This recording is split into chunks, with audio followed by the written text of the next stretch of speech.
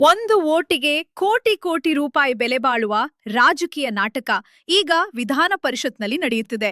7 ಸ್ಥಾನಗಳಿಗೆ ನಡೆಯುತ್ತಿರುವ ಈ ಚುನಾವಣೆಯಲ್ಲಿ ಒಟ್ಟು 8 ಅಭ್ಯರ್ಥಿಗಳು ಕಣದಲ್ಲಿದ್ದಾರೆ. ಕಾಂಗ್ರೆಸ್ಗೆ ಮೊದಲ 4 ಸೀಟುಗಳು ಸುಲಭವಾಗಿ ತನ್ನದಾಗುವ ಸಾಧ್ಯತೆ ಇದ್ದರೂ 5ನೇ ಸೀಟಿಗಾಗಿ ತೀವ್ರ ಸವಾಲು ಎದುರಾಗಿದೆ. ಇದೇ ನಡುವೆ ಜೆಡಿಎಸ್ ತನ್ನ ಬಲಶಾಲಿ ಅಭ್ಯರ್ಥಿ ಗೋವಿಂದರಾಜು ಅವರನ್ನು ಕಣಕ್ಕಿಳಿಸುವುದರೊಂದಿಗೆ ಚುನಾವಣೆಯ ಕಾವು ಭಾರೀ ಮಟ್ಟಕ್ಕೇರಿದೆ. ಕಾಂಗ್ರೆಸ್ನ ಬಲವಾದ ಸಂಖ್ಯಾಬಲ 135 ಶಾಸಕರು. ಪ್ರತಿ ಅಭ್ಯರ್ಥಿಗೆ ಗೆಲುವಿಗೆ ಕನಿಷ್ಠ 28 ಮತಗಳು ಬೇಕು. 4 ಅಭ್ಯರ್ಥಿಗಳಿಗೆ 112 ಮತಗಳು ಸುಲಭವಾಗಿ ದೊರೆಯುತ್ತವೆ.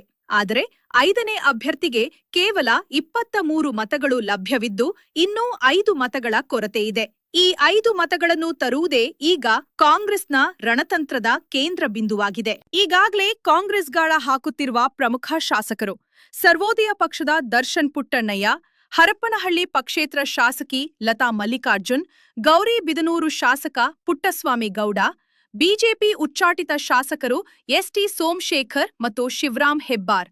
ಇವರ ಬೆಂಬಲ ಸಿಕ್ಕರೆ 5ನೇ ಅಭ್ಯರ್ಥಿಗೆ ಜಯ ಖಚಿತವಾಗುತ್ತದೆ. ರಾಜ್ಯದ ಮುಖ್ಯಮಂತ್ರಿ ಡಿಕೆ ಶಿವಕುಮಾರ್ ಈಗ ತಮ್ಮ ಶಿಷ್ಯ ವಿನಯ್ ಕುಮಾರ್ ಅವರ ಗೆಲುವಿಗಾಗಿ ತೀವ್ರ ಚಟುವಟಿಕೆ ನಡೆಸುತ್ತಿದ್ದಾರೆ. ಈಗಾಗಲೇ 4-5 ಜೆಡಿಎಸ್ ಶಾಸಕರನ್ನು ಸಂಪರ್ಕಿಸಲಾಗಿದೆ.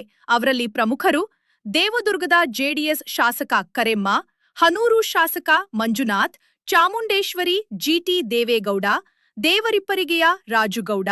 ರೆಸಾರ್ಟ್ ಪಾಲಿಟಿಕ್ಸ್ ಜೋರಾಗಿ ನಡೆಯುತ್ತಾ ಇದೆ ಎಂದು ರಾಜಕೀಯ ವಲಯಗಳಲ್ಲಿ ಚರ್ಚೆಯಾಗುತ್ತಾ ಇದೆ. ಹಳೆಯ ಅಡ್ಡ ಮತದಾನ ಮತ್ತು ಕುದುರೆ ವ್ಯಾಪಾರದ ಆಟ ಮತ್ತೆ ಆರಂಭವಾಗಿದೆ.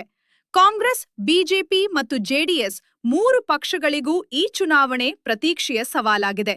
ಜೆಡಿಎಸ್ ತನ್ನ ಅಭ್ಯರ್ಥಿಯ ಗೆಲುವಿಗೆ ಎಲ್ಲಾ ರೀತಿಯ ಹರಸಾಹಸ ನಡೆಸುತ್ತಾ ಇದೆ.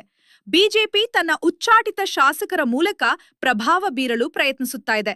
ಈ ನಡುವೆ ಕಾಂಗ್ರೆಸ್ ತನ್ನ ಸಂಖ್ಯಾಬಲವನ್ನು ಸರಿಯಾಗಿ ಬಳಸಿಕೊಂಡು 5ನೇ ಸೀಟು ತನ್ನದಾಗಿಸಿಕೊಳ್ಳಲು ತೀವ್ರ ಒತ್ತಡ ಹೇರುತ್ತಾ ಇದೆ.